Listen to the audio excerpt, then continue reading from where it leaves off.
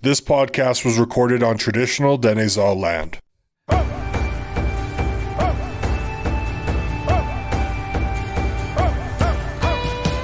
Hello, welcome to Before the Peace. I'm Trey Lopushinsky.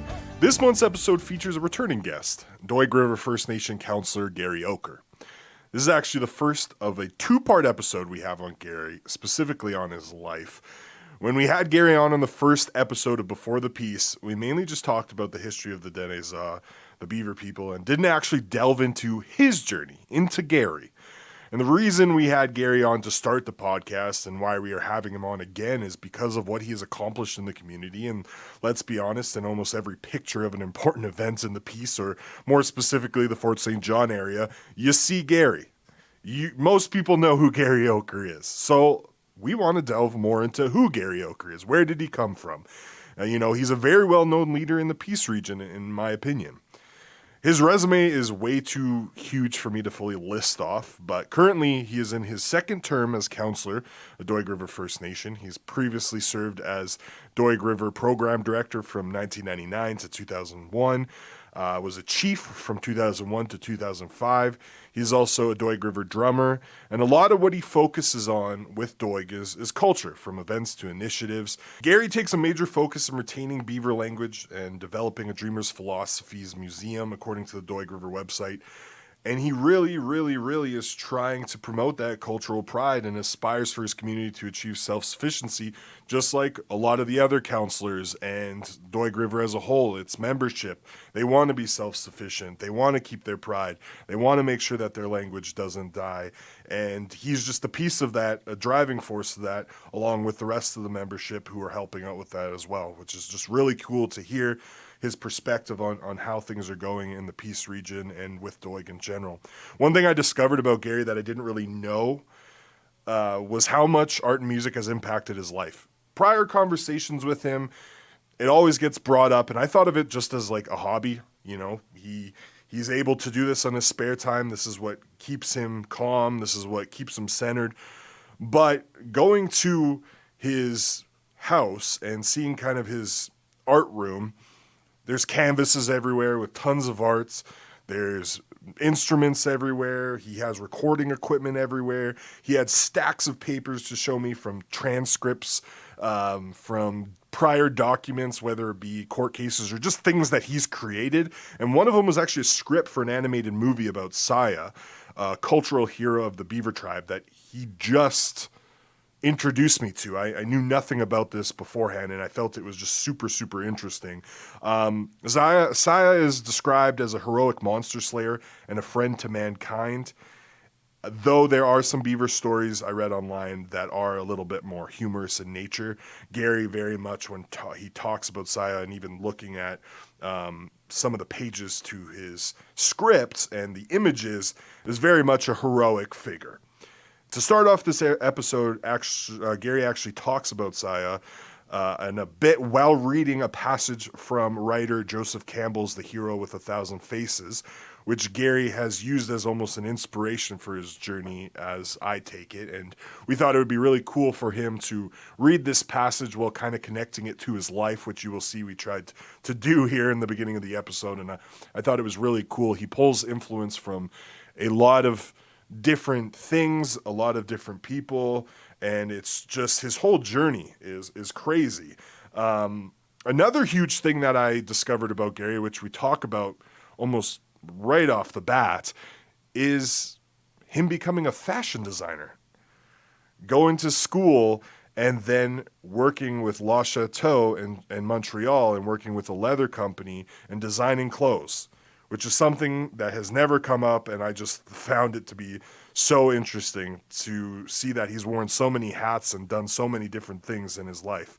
All right, I'm done talking about the episode. I don't want to give too much away. I don't want to spoil too much. You got to listen to it for yourself. But before I get into that, if you have any program ideas, any guests that you want me to be talking to, any stories that you want the public to listen to, someone specifically that can tell those stories on this podcast, make sure you reach out to us on Instagram at Before the Peace and Before the Peace _ on Twitter, or you can hit me up on Before the Peace at energeticcity.ca or Before the Peace at moosefm.ca.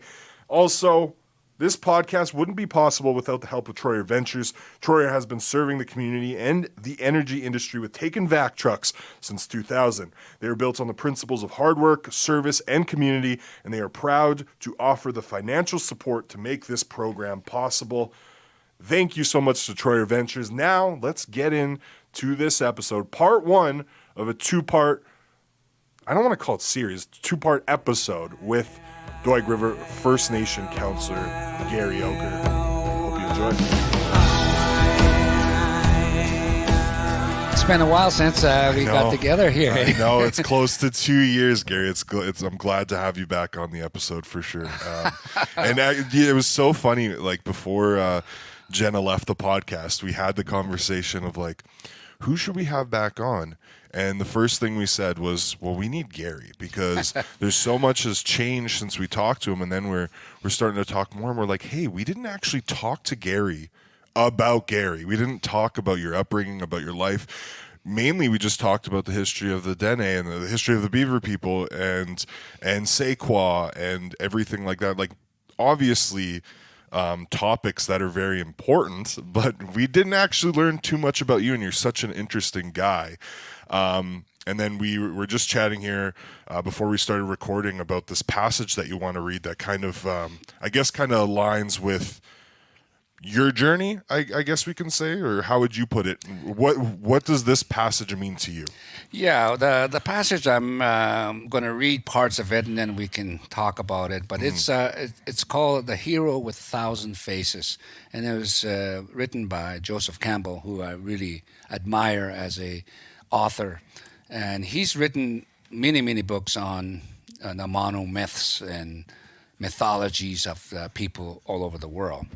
And the monomyth that he understands and talks about is the hero begins in the ordinary world, meaning that your community or your home, where you come from, and they receive a call to enter this unknown world beyond where they come from or their territory or their place of living, to this strange things and that happens and events. And for me, I grew up around Peterson Crossing in Rose Prairie by Doig River First Nations area there. And I've always had this calling that I want to see the world. Similar to the context around Saya. So Saya is the one that really kind of inspired me, because Saya lived in the world of bow and arrow days in the Beaver stories.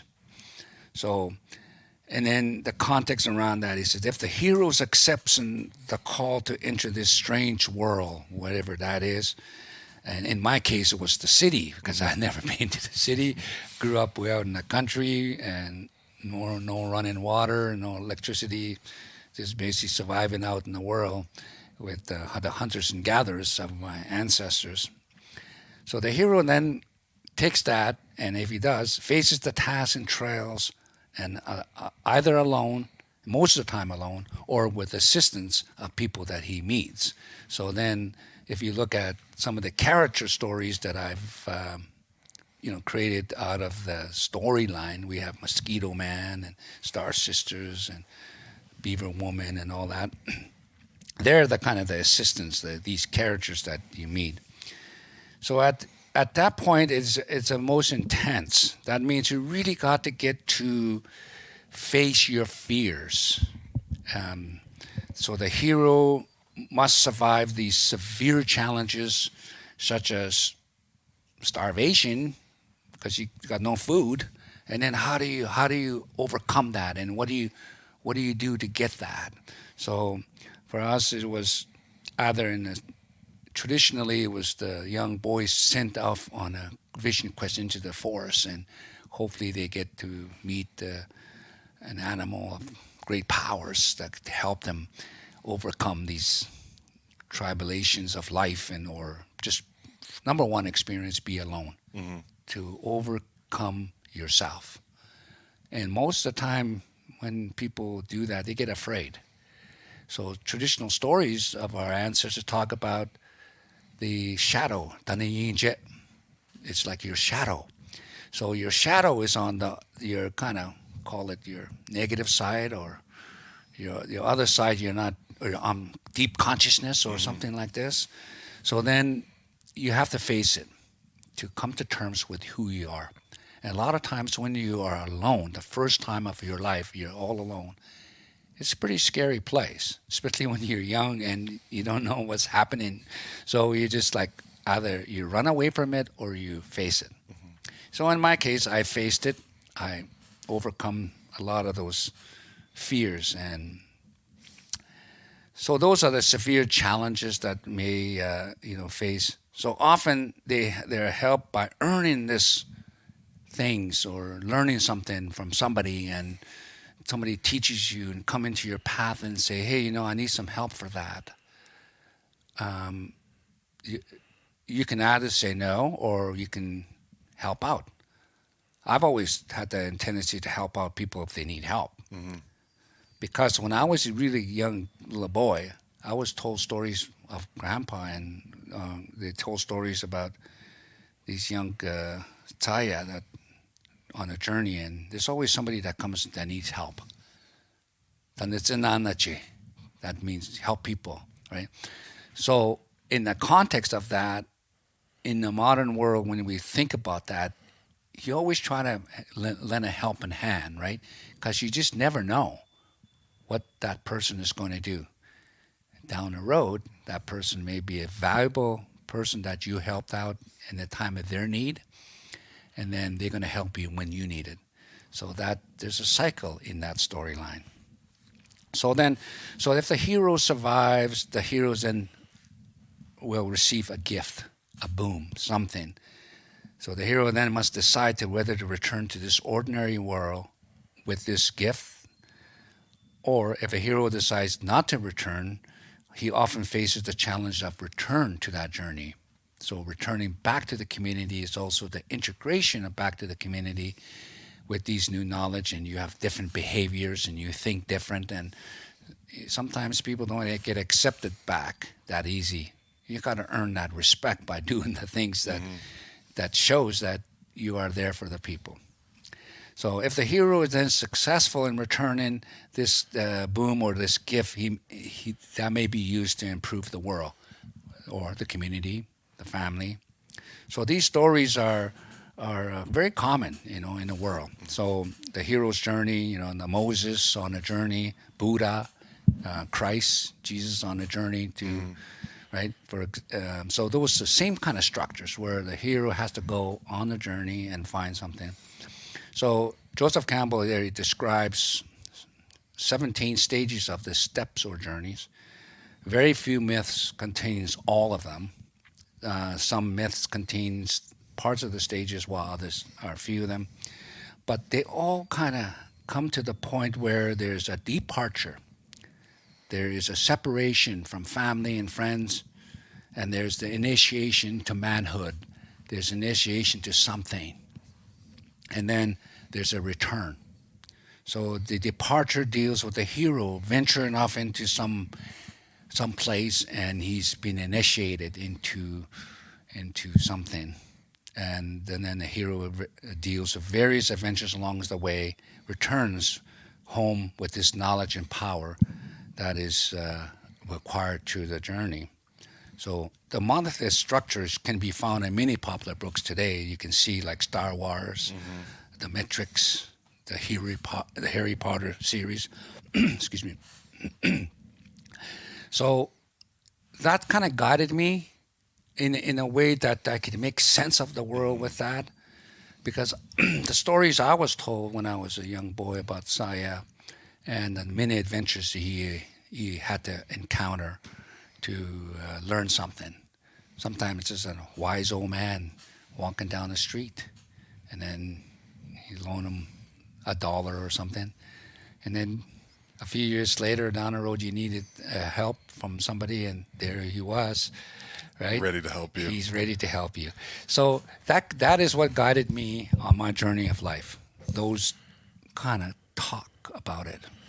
Kind of knowing, roughly your path, it kind of makes sense to me why this passage means so much to you, or why you follow it. Because from my understanding, you went, so your journey of leaving was to the city. That was that specifically Montreal on the East Coast? Because I know you were in Montreal for a bit, right?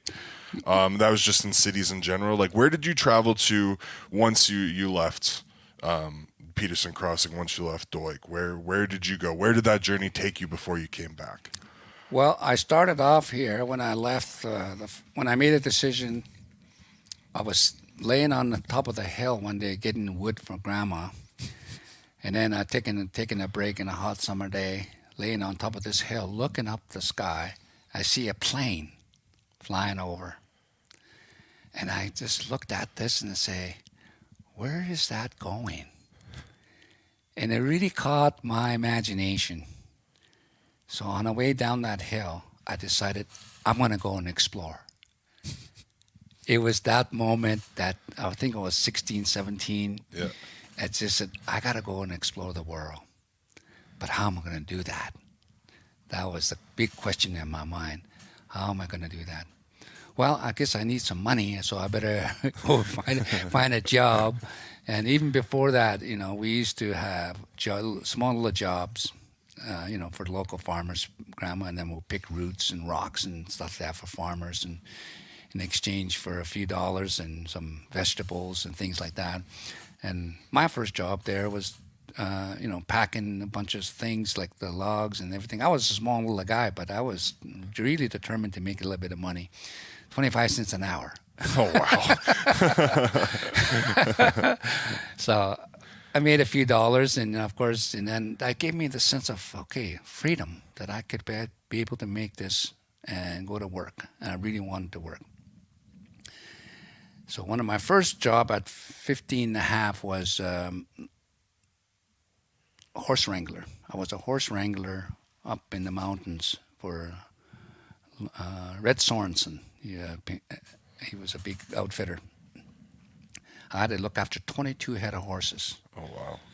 And my job was to go round them up in the morning, help saddle it up, and get the wood and fire going for the hunters, and just take care of the camp. So I had a really good sense of overcoming my fears even at that time. Because going out and into the mountains, and all you have is a little knife, and you're tracking horses. And there's all kinds of animals out there, but it was pretty scary at times, because knowing that there's bear tracks and fresh signs of bears around. So that I would just make lots of noise as I made my way looking for these horses. Yeah, and of course, growing up around here, you get to do all kinds of different things. That was one of them, horse wrangler. And because I was going to ask, so that's your experience before that job was obviously just growing up. You were doing that as well with your families, or just the other farmers, helping them out around. Yeah, that was one of the things where we made a little bit of money doing that. But of course, there's pipelining, and there's drilling rigs. And I got involved with that. Forestry.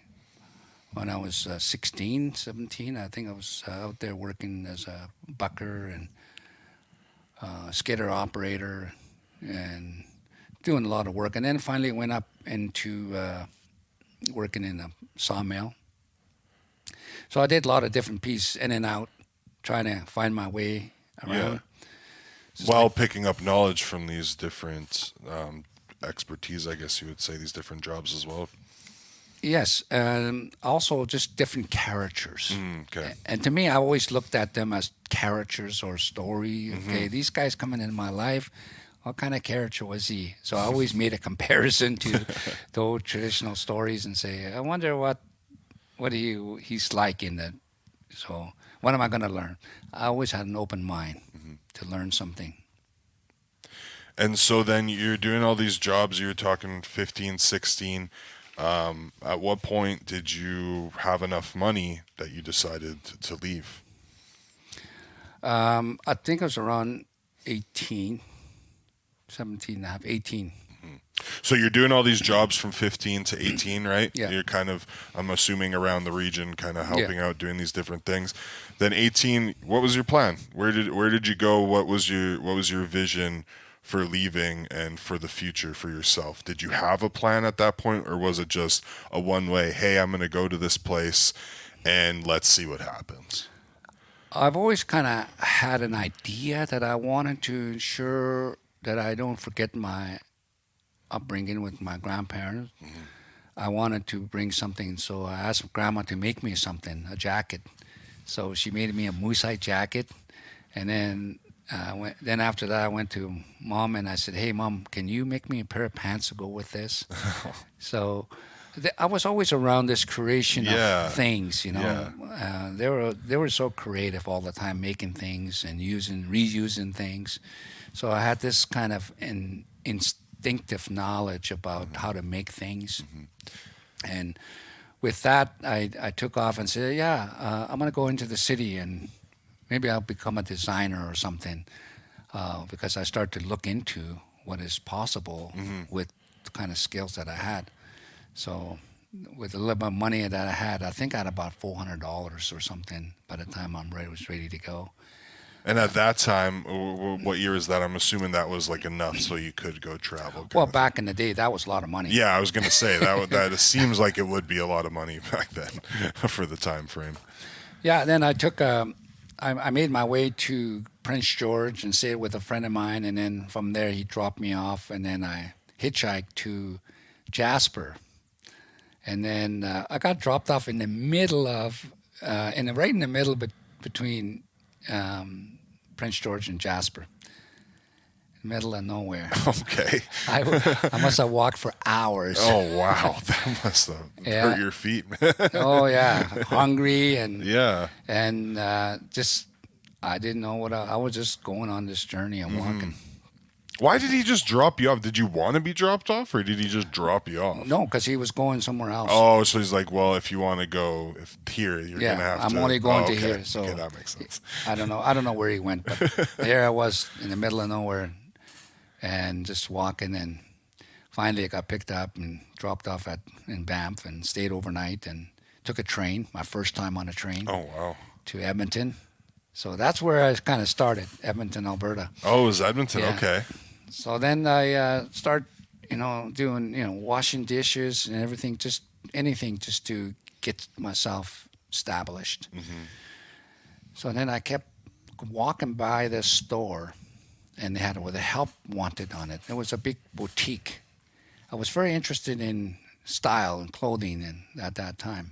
And does that come from your grandma and your mom Yes. and seeing them create? Okay. Yeah, that's where it came from. And I was, I wonder how I can mix that traditional knowledge. It was funny. So one day I finally got the courage to go in there and say, hey, I'm interested in that job. What do you got? As it turns out, it was a sales job for selling fashions, ladies' fashions. I said, wow, okay, interesting. I told the lady, I said, yeah, I'm going to be a designer one day, so I want to learn about the business. What are we doing here? So, well, we're selling women's clothing. Have you ever sold anything? I says, nope, I never sold anything. I said, but I'm willing to learn and try it. And yeah, it wasn't long after that, they hired me, and within a month I was the top salesman. Oh, that's crazy. And I'm assuming at that time, a male in a ladies' boutique store probably wasn't, looked at, there were probably a lot of people looking at it negatively, right? But would you agree? Did you have to kind of ignore that noise essentially? Oh yeah. I mean, I think there was, I come from the Peace Country where, macho guys. Yeah, that's what I mean. Like that masculinity. Yeah. I mean, especially in that time, I would assume that people would be like, what the heck? You work at a ladies' boutique? But for you, that was part of the journey. You were saying you saw this sign and then you went to them saying you wanted to be a designer. So this has always been at that point, that had always been something that you wanted to do, was be a designer, or it was something you thought you might want to do. Yeah, I was exploring it. I was like just dead set on it. You were like, this might be something. This might be something, an area that might fit in the cultural context with what I want to do. And then But of course, I did it for a couple of years, and then I had to go back to the drilling rigs again. Yeah. Get some more money. Get more money. Yeah. Because I wasn't making big money, but it was enough to survive on, and basically that was it in the city life. But I said, oh, this is kind of not the kind of life that I want to have, basically. So I went back to the drilling rigs for a couple more years. So obviously going there back in the day, working on the drilling rigs, you can make a lot of money in like 6 months. Yeah. Right. So Sorry, was that around the Edmonton area or was that back here in the Peace Country? it was Grand Prairie area. Okay. So you weren't definitely back home. You were still away from home at this point. Still trying to figure out what to do. Okay. Yeah. So by the time I was 21, it took me that long to figure out that, okay. Meanwhile, I had to go back to school because once I found out that I needed to, at least have grade 12, and then I had to go to work at grade 10 and dropped out of school back then. Back in the day, everybody does that, go to work. Yeah, to get the money, yeah. You got to if you don't have money, you got to go to work, right? So by the time I was 21, I finally went back to do some upgrading and that type of thing at Edmonton and Prince George. I went back to Prince George too. So I was going back and forth through that part, trying to get my education up enough to get into the college. So then I figured out that there was a good college in Kingston, Ontario. Okay. So that's where I went. I applied and I got in and was there for 3 years. And right after that, I was just finishing off my portfolio and stayed over an extra week after the college was open or was closed. My instructor came up and said, "Hey, I just got a call from Le Chateau in Montreal, and they're looking for a designer, and I just recommended you. You wanted to take that job?" Oh, that's cool. And I said, I got nowhere to go. So with very little money I had left. You're I want this job. I'm going. And I didn't know where I was going. I was just, okay, I'm going to take everything I got. So I packed up everything, patterns and clothing on my backpack, and took a train to Montreal. Walked into their office with all my things. And they were kind of shocked. They said, "Well, what are you doing?" And I said, "I'm here for the job." They must have been just shocked when you come in, and that's so funny. Yeah. So what happened from there? Like, how long were you with Le Chateau for? I was there for a couple of years. Okay. And then I got hired as a leather designer because my intent was really to get into leather, because I was really into leather because of the background. So my background always influenced my decisions, it seems, going back and forth. And then I wanted to do leather design. I want to become a leather designer because I like working with leather. So then after a couple of years with Le Chateau, I went and got hired as a designer for a leather company. So it was Famous Leathers, that's what it's called. So I do men's and women's leather jackets and clothing. Okay. So I got to travel to Montreal, Toronto, New York City, to all these shows. So that really expanded my capacity to say, hey, there's a lot of stuff out in the world that's really exciting. Yeah. I know you were saying while you were a designer, you tried to bring that Indigenous influence into what you were designing. How did you do that with the leather the leather clothing? How did you do that, really? Well, I mean, the fashion changes all the time, right? Yeah. But true. it's really symbolic. Like, most of it, it's really about stitching. Okay. Back in the day, it was about stitching, cross-hatching his stitches and fringes and those type of things. Yeah. But it changes all the time, so you got to keep up with the style and colors and those kind of things. So it wasn't really all Indigenous influences. It was just. But at times you tried to bring it in when you could and incorporate it. Okay. Yeah. Okay. Absolutely. So you're working with this leather company. You said, was that for a couple of years as well? Yeah. You got to travel Montreal, Toronto, New York, as you were saying. What happened? Like, how long were you doing that for this leather company? Well, I was basically out there in the East for about 4 years. 4 or 5 years. And then Was there a point in between before you came back that you did something else, or what happened after that? No, at that point, I think it was a hot summer day, traveling in these subways, packed like sardines. And it caught up to me, and I said, wow, I'm just a face in thousands of people. Mm-hmm. And I felt, well, I wonder what my people are doing. So back in the day, we didn't have phones or anything. I couldn't phone back home. Nobody had access to phone unless it was one of those all party lines that you. So, but I was getting kind of lonely, and I was trying to figure out what more can I do here, Mm-hmm. right? And I kind of sensed the context there that I asked for a label, because at that time all the designers wants a label and a percentage of what they make, what they design. I asked for that, and the guy said, "Okay, I'll think about it." So after 2 weeks later, he was still thinking about it. So I said, "It's okay. I'm just gonna go. I need to go home for a while, see what happens." So I came back, and the chiefs at that time were really receptive to me coming back. And here's somebody that went out there and got some education and some skills, and trying to bring culture back, and to identify. So they gave me a job as a economic development officer for the tribal council. So I started working there. Oh, wow. Yeah, so that's how I got involved back into Indigenous politics. So was that a huge switch for the past couple of years, becoming a fashion designer in these big cities, to then come back home and really just kind of be, I'm assuming it was right away you were offered this position, so you're kind of thrown in the deep end of the inner workings of the First Nation, right? Yeah. Yeah. So it wasn't long before I got back, and I got hired because, at that time, the tribal council was just getting moving, and they really want to bring their own membership back in and kind of work and, talk about the treaty rights and our claims that, as we know now, after 25 years later. Yeah.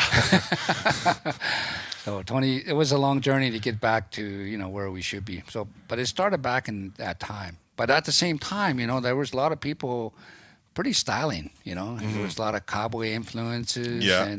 and fringes and cowboy hats and all kinds of things. So I kind of fit in kind of already with the styling. And so I did that a few years, and then I was recruited to sit on a tourism board, to bring in Indigenous influence into the decision making of tourism along the Alaska Highway, and there was different agendas happening at that time. Okay.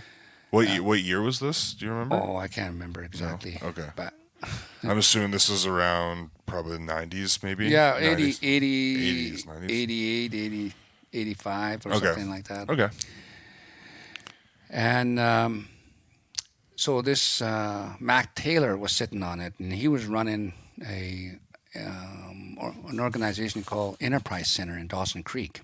Okay. And it was really dealing with students and entrepreneurship. So a lot of the kids that were in grade 10, 11, and 12 had an alternative program, or a program that they can take in entrepreneurship as part of their credits. Mm-hmm. So he asked me if I ever taught. And I said, well, I did have an experience working during my second year in college, working at a summer camp in Northern Ontario. And there I was teaching craft making with all these kids that came to summer camp. So that's the only experience I've had in teaching. So they said, yeah, with your knowledge and your experience in design, and I think it's an opportunity that you can do something for the Indigenous kids, because they were having challenges keeping them in the school. Mm-hmm. And I said, okay, well, let's talk about it. So we spent, about 3 months talking about it, having breakfast meetings and planning it out, what we can actually do. So then at that time, after 3 months, they said, okay, it's time to meet the superintendent. So they set up a meeting, and first meeting I met with Charlie Parslow. He was the superintendent of the school. And he said, well, what do I thought about Indigenous education? And I said, what Indigenous education? It's not working. Yeah. And I said, yeah, that's why we need you, he says. And I says, oh, would you like to come and work for us? And I says, okay, I'll be interested, but there's 3 conditions. First of all, you got to pay me really well. Secondly, you got to give me all the resources I need to make it happen. Mm-hmm. And then you back me up 100%. And he stood up and shook my hand. And from that moment on, I spent 8 years building this fashion design and cultural study program for the School District 59. Yeah, from 1990 to 1998 I have here. Yeah. And so the program was design and cultural study? Yeah. So the focus there was not only learning the culture. What was the design aspect of it, I guess, is my question. Yeah, the design aspect was to really make their traditional outfits. Okay. So one of the contexts around the students learning about their history, culture, is to go to these powwows and learn about, okay, look at their outfits here. How can you what kind of designer or dancer you want to be, and then what kind of outfit did you want to make. So that was part of their research project that they had to do. And then they would look at other items as well, I'm assuming, like ribbon skirts and all that. All of it. Okay. It was part of their social study class, Okay. where they had to study traditional outfits and what's happening today, how they're integrating all these ideas, and then they would formulate their own design. And then they have to make the patterns, get the materials, and basically create it, and then learn how to do the dance. So out of that, we formulated a group called Northern Shadow Dancers.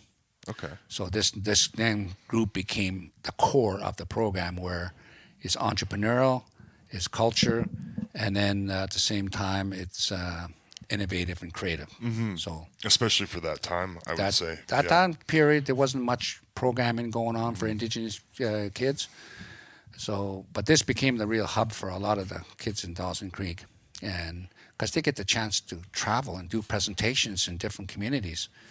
So at the end of the day, they became famous. We went to France, big international folk festival, Germany for a big horse show, performed at the Peony for a couple of years in a row. Oh, wow. And travel all through Western Canada, just performing in schools about what they were learning and developing about who they are.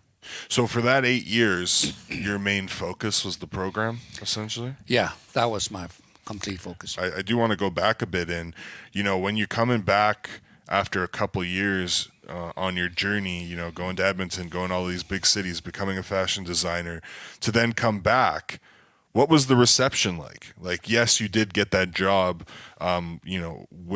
with Doig pretty quickly, but what was the initial reception like from your family? Because you hadn't, I'm assuming, been in touch with them for a while.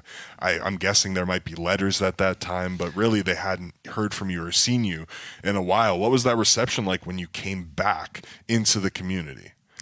Well, the first time I came back and went to see Grandma, she looked at me and just started crying. So she said, "I thought you died." Oh. She thought I was gone, and she was so happy that I came back. So I had those moments like that, where people thought I was disappeared somewhere, probably passed away somewhere, or there was no communication. We had no phone, nothing. So it was challenging to keep in touch with people. Was it emotional for your family when you left? I just decided to go. At that time, I said, "Okay, I got to go and find out what's happening." I'm sure they were wondering what's happening. Where did he go? But growing up, it seems like people don't just randomly gain an interest in arts and all these things. Like right now, currently, just for you listeners out there, I'm sitting in Gary Oker's. I guess this would be called your art room. This is kind of what most people would call a man cave, but yours is full of art. You have these they're vision boards, but we describe them more as journal boards, guiding your life because you're a visual person. You have tons of artwork everywhere, instruments all over the place.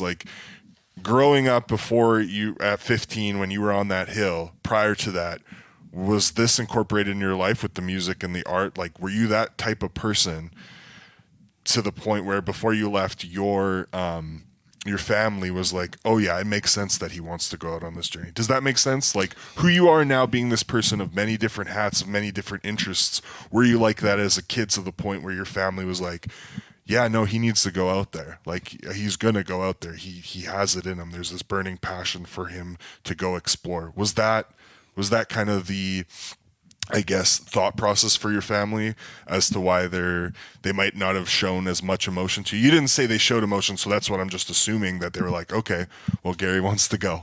You know what I mean? Yeah, I was always considered the oddball, you know.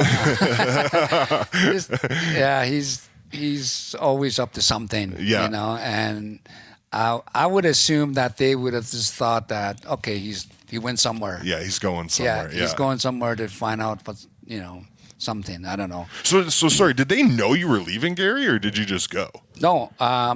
Well, even at that time, 13, 14 years old, I was always going in and out. Oh, okay. Yeah, so I was, you know, I had to figure out what to do in life, right? Mm-hmm. And I think the main thing was that we were pretty poor, so I had to always find a job. I always had to do something. So I'm sure they just said, well, he's probably got a job somewhere. And is just doing something Yeah. somewhere. Oh, okay. So You come back. Now let's jump back into what we were talking about with the design and cultural study program. So 8 years of that, and you said you were mainly just focusing on the program. Where were you living when you came back? Were you living in Doig, in the Doig area? Where were you living at that time? Did you live in Dawson Creek because of the program? well, I moved to Dawson after Okay. I got that job, but Okay. I was living in Fort St. John. Okay. Yeah, and then traveling to different places around here. Yeah. And then, 1998, you stopped doing the program. What happened? Isn't that around the time you became chief? No. Okay. No. That was 1999. Former late Calvin Davis, he was a chief for Doig, and he said, he asked me, oh yeah, I met him at the Dawson Creek Rodeo. Okay. And we were just kind of hanging out, and he said, you know, we need some help with programming, and I see what you've done.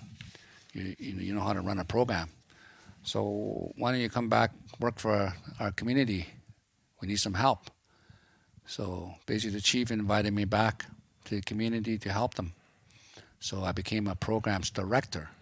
Okay. Yeah. So for 4 years, I was a programs director, and then after that, I got elected as chief. And that was in 2003, 2004-ish? Yeah. Okay. And then you were chief for how long?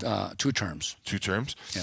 So when you came back as the program director, what was that feeling like, right? Like, you, at that point, your journey is all over the place. Like, you're doing so much. You're still trying to find yourself, but now you're home. Right. And you said, even reading off that passage from Joseph Campbell, talking about that hero's journey of getting something and coming back. When you came back, did you have that gift yet? Or did it take, some more, some more activity, some more journey, or continuing your journey in the region before you can bring that gift to them, I guess? Yeah, because when I came back, I was kind of confident in myself, but I still really didn't know what you would be bringing. What is it that I'm bringing back? Okay. And it was just through these programs. And I think one of the main things was about reclaiming our cultural heritage. Because, so we reflect back in a time when we were going to school around in Rose Prairie and Fort St. John area. There was no program for knowing who the Beaver people were. It was all about, the West Coast Native people with their totem poles. It was all about the Sioux Indians and their war with the cavalry, and it was everybody else, but we were just considered dirty Indians and no good for nothing. That kind of mentality was around here. So, we had to say, okay, but what is our story? What is our history? And so we were really starting to look back into it. And one of the things that was really consistent in my life is my grandpa was a songkeeper. So I've always been exposed to that ever since I was a little kid. And they always got to do tea dances and got together with the other communities to sing these dreamer songs. So I always went to those events. So then I started organizing those things, and I guess one of the things that people really wanted to hear those songs. And Robin Riddington, who was an anthropologist that documented a lot of the old timers in the 60s and 70s, had a lot of these tapes that he recorded them. And I had a conversation with him, and he said to me, he said, you know what, we have a problem here because there's so many requests coming from all these communities to get copies of the tape. But every time I'm copying it, we're losing the original context, and I'm just afraid one day it's going to break. Mm-hmm. We need to do something about it. Like, we got to digitalize it and make CDs out of them. So that's the day when the CDs was a very popular way of transmitting music. So that was one of my first tasks, to find the funds to do it, mm-hmm. and then create this production so that we can start bringing that back to the community and distributing it. So I managed to pull that off. So as a program director, so your position is program directing for culture specific? Like, you're a cultural program director, essentially? Essentially, that was my role. That was your role, and you kind of still do that now with Doig, right? A little bit, like, you are a counselor, but you are in a lot of programs. You do have some say in these things as well. You're not doing it full time, like managing all the programs going on, because there's a specific department with Doig for that. But you do have a say in these things and what's being brought to the First Nation as well, right? And what programs you guys are doing. Yeah, I would say I have some influence on creating the vision, and making sure that we continue the path of what the community wants. Mm-hmm. So it's always about what people want to know about, to what they want to bring in. So that's been always seems to be and I look back at my storyboard here, and that seems to be very consistent in my life throughout time, that the culture is influencing the way I carry myself out in the world, and create programs and whatever I need to do to. Is there any point in your journey where you fought back against the culture, in terms of, like, maybe if you're in the city and you really, or just, was there any point where you were trying to get away from it, essentially? Or has it stayed there your whole life? I think it's always been there. Okay. Yeah. When I look back at it and look at some of these artworks and things that I've created, it's always been there. I think it's just this special energy that comes in my mind, in my dreams. Like even this canvas piece, there's something happening here. I know it's about energy. Mm-hmm. So I'm really kind of tapped into that kind of thing, just a subconscious mind, I believe. Mm-hmm. Something sounds something like that, because you come from, and I know we've talked about this before, you come from a line of dreamers, is that correct? So that, you think that's kind of a part of it? It's just a part of you being in that lineage? I believe it is. Okay. I think it's a part of the things that you're just kind of born with, and it's part of your DNA, and I'm just lucky to have that. Mm-hmm. Like, I didn't ask for it. Yeah, it was just part of my. You were born with it, right? So for those listening who don't know, what is a dreamer? A dreamer is more like a prophet or a holy man, spiritual leader. They have the ability to really be in tune with their dreams, and in their dreams they can do astral travel. I guess that's the only way I could describe it. It's going into, like, different planes of existence, right? Yes. Is that correct? Yeah. Yeah. Okay. And they have the ability to control it, and again, it's like a gift. Mm-hmm. You can't just become a dreamer. Yeah. You can't just become an artist. You can't just become a singer. Either you're born with it or not, right? Mm-hmm. So obviously, it's part of my family linkages that that we're still doing it. We're creators of our own expressions of life. So we're back at when you got elected a chief. At what point did you pick back up the drum again? Was this when you came back, or not again? But you were telling me a story before we went on recording about your mentor and about your family, like your grandfather, your great grandfather, being drummers, carrying on these stories of dreamers. When did you pick up the drum? Whether it be again, or was it the first time, right? 'Cause did you do it when you were younger? I guess I didn't ask that. Yeah, like Grandpa made me drums when Okay. when I was younger. So your first drums came from your grandfather Yeah. then? Okay. And I recall back when I was a kid that he used to,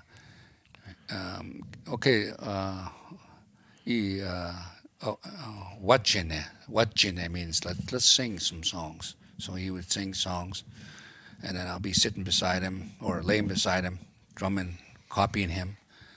And every once in a while I get offbeat, and then he'll give me an elbow. Hey, stay focused.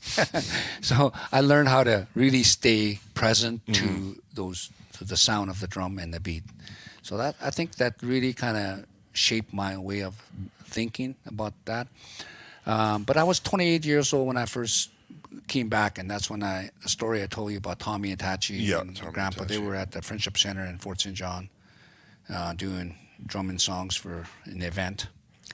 And I walked in, and he said, "Oh, I haven't seen you in a long time. You see these drums? They're just laying here. What are you going to do about it?" But before you answer that, I want to tell you, your grandpa and his grandpa and his grandpa and his grandpa used the drum. So what are you going to do about it? So I just smiled at him and said, "Nakawishchine, I'll sing with you." So, I apprenticed under him for over 20 years. Oh, wow. Yeah, so that's a great experience to really understand, what a songkeeper is and the role of the drummers and the roles of songs within our community today. It's very, very strong. People want it all the time. It holds spiritual spaces for people, especially when it comes to a death in a community. Everybody wants to have a tea dance and celebrate the person's life through honoring that person by dancing. And today, that's what we do. We hold that spiritual space for communities and make sure that that's our foundation of all the things we do. Opening up a ceremony, opening up an event, to provide spiritual blessing for the people that come and for the vision. So that's why we like doing it, because it deals with the space, the spiritual context of it, and also the vision. Because whenever somebody hosts an event, they have a vision that the people that come to that will have a positive experience, that the things that they wish for, they dream for, can become true, that will come forward. So that's I think it's a interesting way of looking at life, that everything we do, we have to not only in our minds acknowledge it in our minds, but also it's part of the dream. What's the vision? What is the goal that we want to achieve with that event or with that time? We always got to have a vision so that we have something to look forward to, something to work towards. And really that's an empowerment of self, empowerment of communities, empowerment of people, to make sure that the things we do is done in a good way for a positive results. So those songs reflect that vision. So your song choice for that moment, and you do choose the songs, right? Or does it just come to you in that moment? Sometimes we choose, Okay. like say a prayer song. If it's a very specific thing. Yeah, to what the event or Yeah. whatever it is, it would be specific to. But that when people come together, it creates its own energy, right? And we pick up that energy. And then as we open up and start drumming, that song will show up. So a lot of times that's how we do it. It just the right song seemed to show up at the right place and the right time, by opening up your consciousness to that environment. So, but sometimes people would say, please sing this specific song, and then we'll do with that.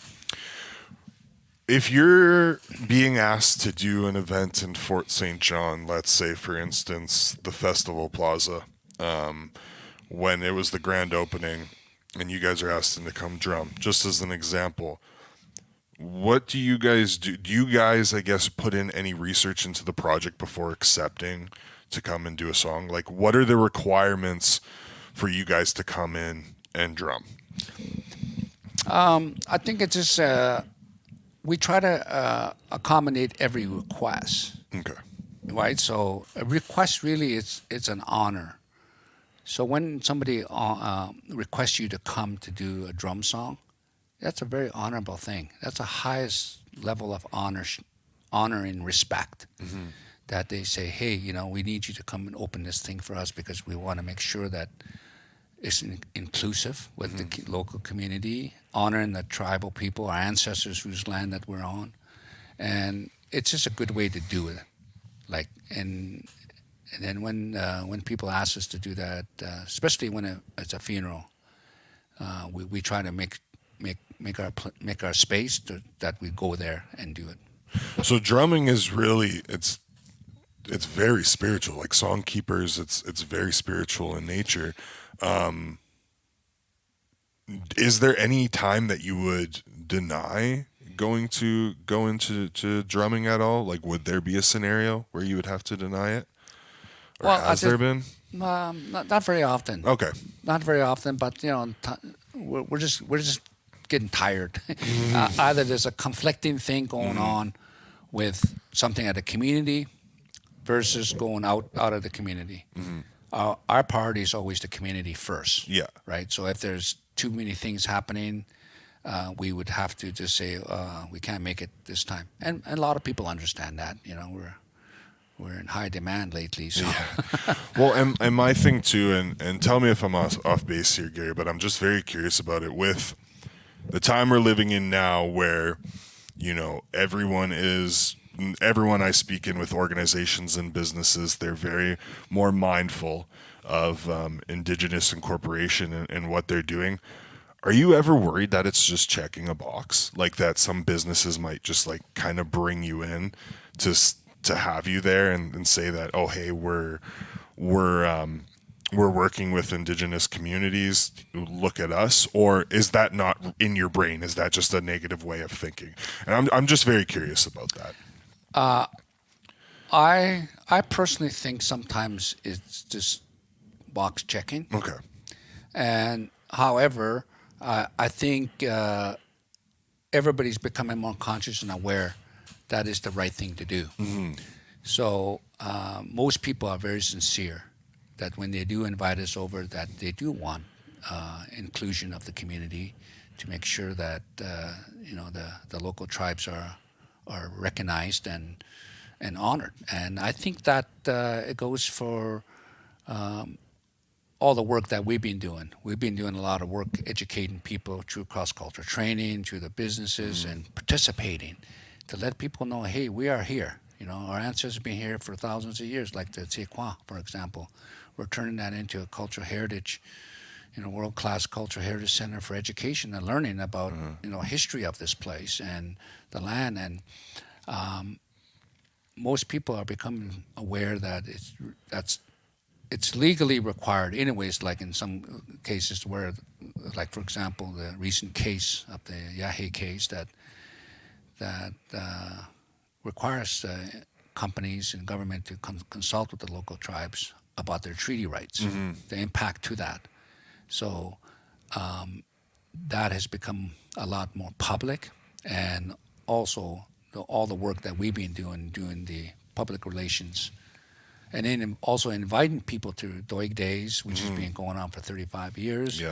Yeah, and I think too, just going off of my last question I think maybe initially in some cases and this is just an assumption, and just from me talking with people in different businesses and organizations, it may come off in the beginning as like a check in the box, but then that maybe the relationship starts, and then people start to realize the importance of, you know, us all being treaty, of the importance of the communities outside of Fort St. John, with Doig, with Halfway, how that we're all together, right? That we're all a part of this journey together on this land. And I think, you know, you see that with, you know, certain people from, again, these organizations and businesses. They're not just asking for the drumming and then not talking to you guys again. They're going to Doig Days. They're going to, I think I said this wrong last time, the Kema experience? Kema. Yeah, it means a pure place in nature. Pure place in nature. Kema experience. And you see people constantly take this in. You don't do that if you're just checking a box. You don't actually immerse yourself in these things if you're just checking a box. So with that being said, also coming out of it through all these years of you talking with different organizations and different businesses and different communities, what's your overall view of where we're at right now in the peace country to how we were when you came back, when you were 28? Oh my, what a difference. Yeah, I would assume. Yeah. Today, you know, the nations are big economic power. Mm-hmm. We have economic power, and we can, you know, we're creating businesses, we're creating Notching Commons, the urban reserve, where we're building business partnerships, and I think overall people are realizing, hey, we're all here. If we help each other, I think we're going to go. Everybody will benefit, and I think that's the value and the principle of our indigenous way of being, the Beaver way of knowing, is that that means people help each other.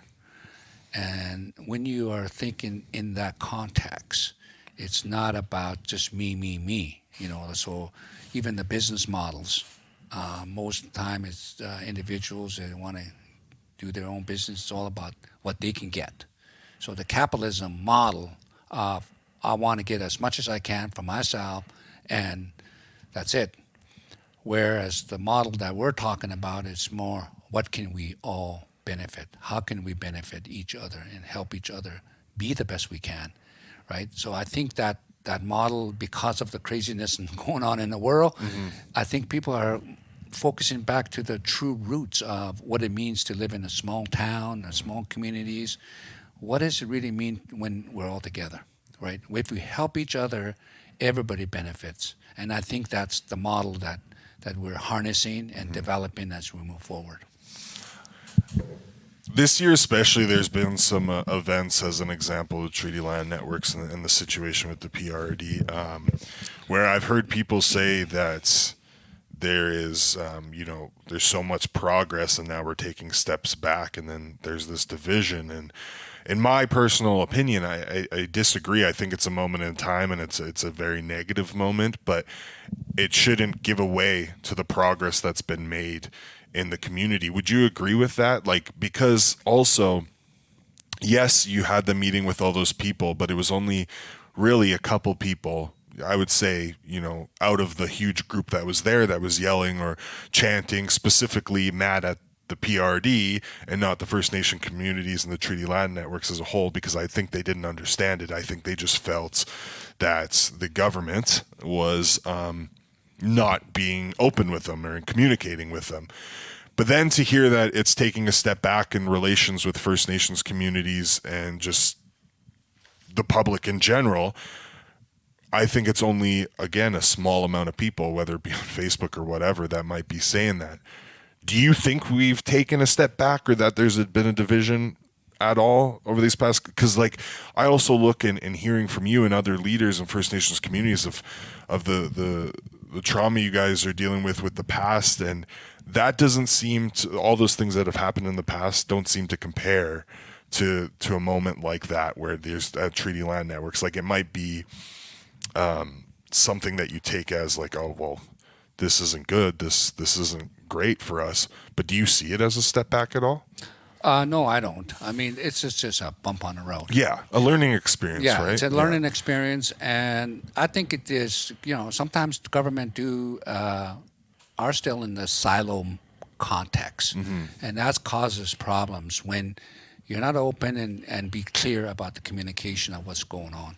And as you know, years and years of working with, negotiating with the government and trying to settle our claims and those type of things, the bureaucracy is where the problem is.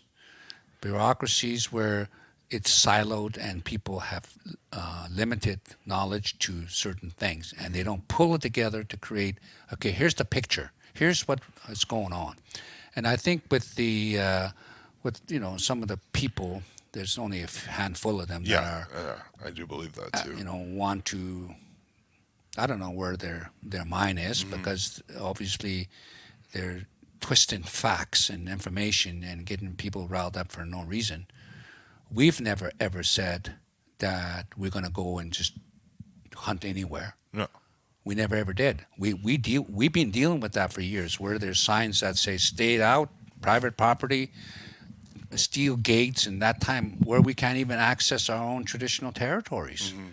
And it's become so bad that it's very, very hard to be out in the land, like where our land is.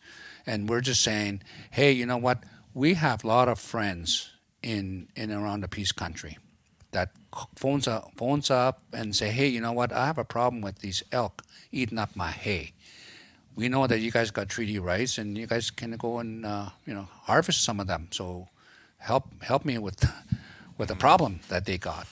Or, hey, driving down the road, there's some cows out. Hey, get a call and say, hey, your cows are out. Oh, thank you very much. So that's how people help each other. It's literally a network. You just described like the whole pro. Yeah, I was just all confused with it too because, I mean, also you can Google it, right? Like it's being practiced in Saskatchewan. It's something that makes sense to me. So you're saying this is something that's already been done. You were just trying. Essentially, the communities were just trying to make this a bigger opportunity because there might be landowners that don't know about this. Like, hey, let's create this, on paper, this sort of network so that we can communicate, right? Well, we have from the council table, we have what we call a good neighbor policy. A good neighbor is the one that looks after, watch your back.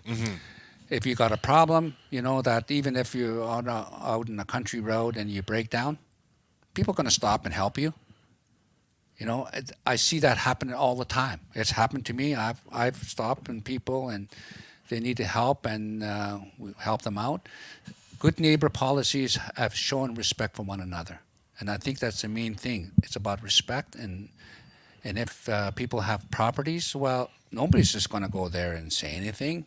You got to go and talk to the neighbor and become friends and invite them over for our rodeo, and you'll see if you come to our rodeo, you'll see a lot of the local people come participate. I even seen at Doig Days, which is specifically for the school district. You'll see adults there.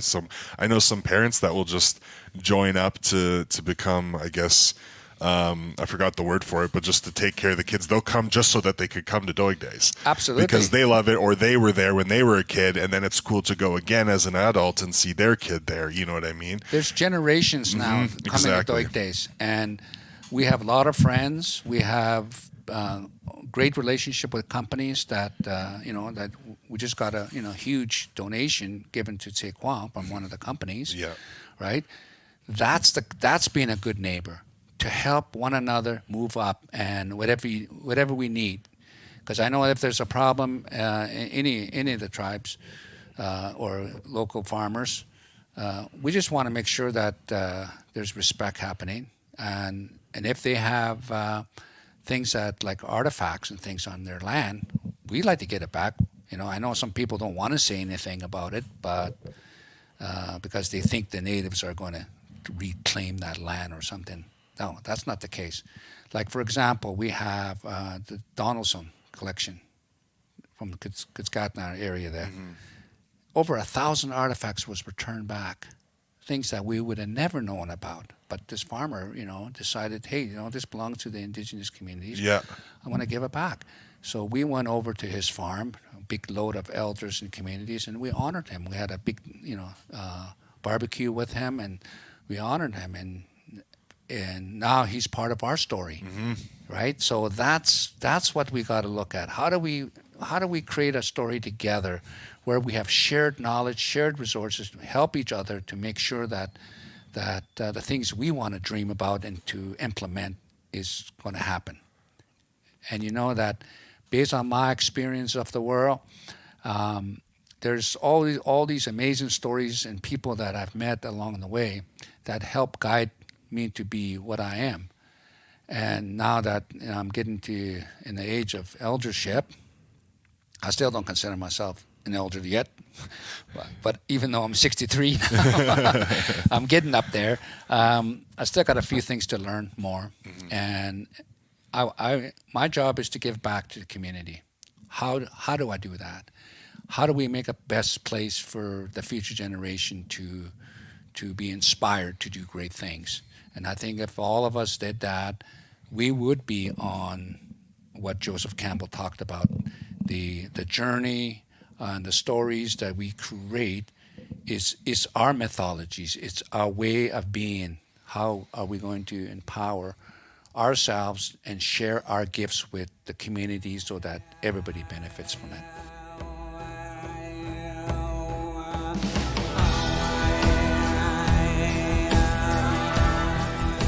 I hope you enjoyed the first part of a two-part episode with Gary Oker. We're going to have the second part coming out next month. Lots to learn from Gary, a lot of stories he has to tell, a lot of information. He's a wise guy. He likes to tell stories, as you may notice. And I'm really excited to have a two-part episode and really get to know him and talk to him some more and ask him a bunch of questions. But before I let you go, before you get on with your day or your evening, whenever you're listening to this, if you have any guests that you want to hear from on Before the Peace, reach out to me. Before the Peace at energeticcity.ca or Before the Peace at moosefm.ca. You can also hit us up on Instagram at Before the Peace or Twitter at Before the Peace _. I can't wait for you to hear next month's episode with Gary Oker. Part deuce. Make sure you're listening and tuning in.